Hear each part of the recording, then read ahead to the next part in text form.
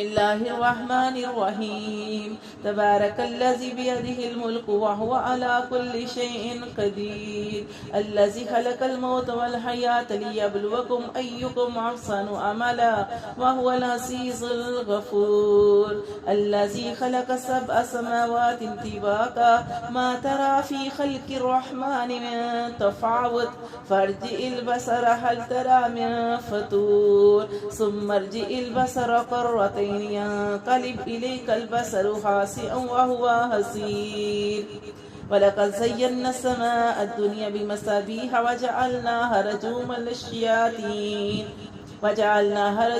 للشياطين وأعتدنا لهم عذاب السعير وللذين كفروا بربهم عذاب جهنم وبئس المصير إذا ألقوا فيها سمعوا لها شهيقا وهي تفور تكاد تميز من الغيظ